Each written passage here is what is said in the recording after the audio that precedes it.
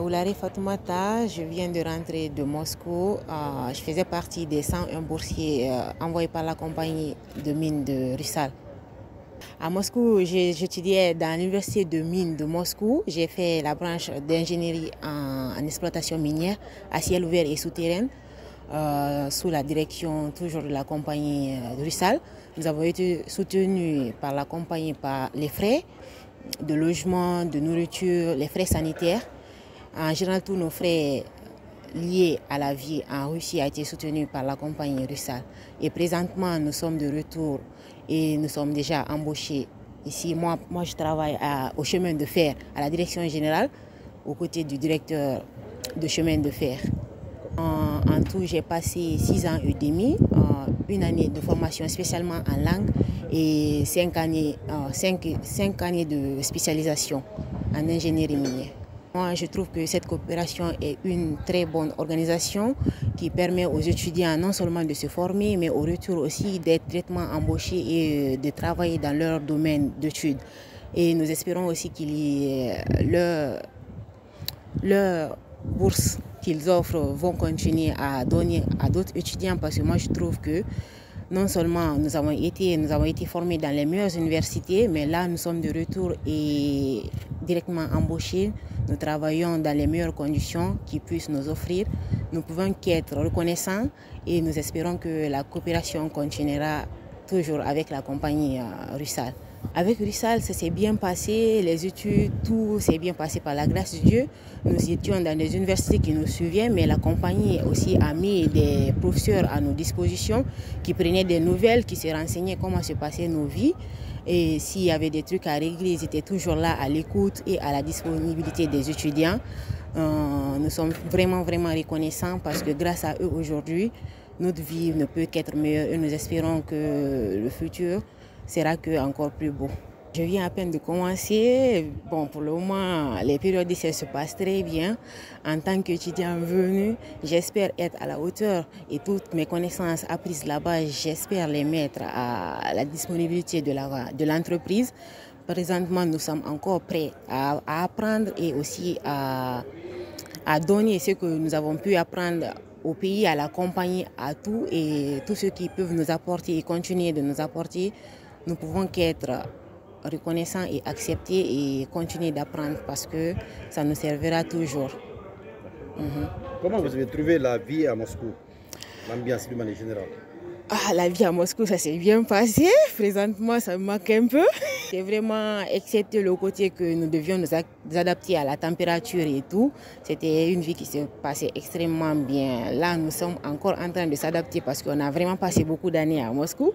J'espère que la Guinée continuera de nous accueillir comme Moscou nous a accueillis. Et en général, la vie à Moscou, ça s'est très bien passé. Nous remercions Dieu. Vous êtes rapidement intégré avec les Russes, tout allait très bien? Oui, l'intégration, c'est au niveau de la langue, il y a eu juste un petit temps d'adaptation. Dès qu'on a acquis un peu de base en russe, l'intégration s'est vite passée parce qu'ils sont des personnes vraiment accueillantes et ouvrantes. Même n'ayant pas appris la langue au complet, on arrivait à se parler et à communiquer grâce aux applications de traduction. On arrivait très bien à s'intégrer et les gens en Russie, à Moscou, ils sont très accueillants et ils nous ont aidés dans la compréhension, dans la vie, dans tout. Ils nous ont aidés, nous ne pouvons qu'être reconnaissants et remerciants envers eux.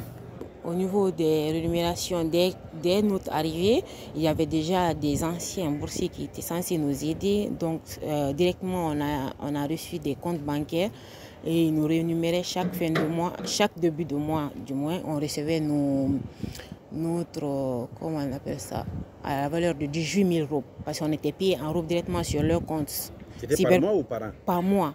Chaque mois, on recevait 18 000 roubles.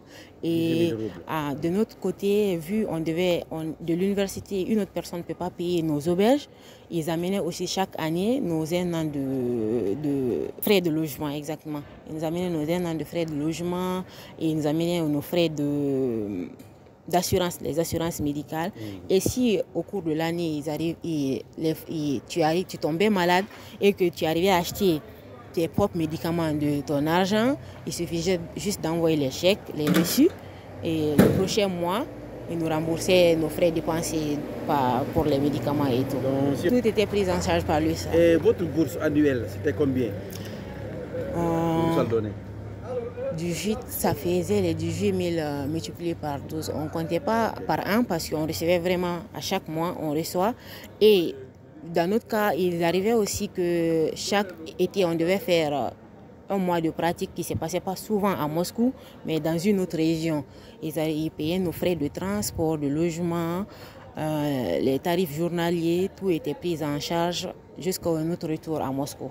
On avait des pratiques chaque année, en été, de juin à août. Et comment tu as trouvé l'ambiance à la CBK depuis que tu es là?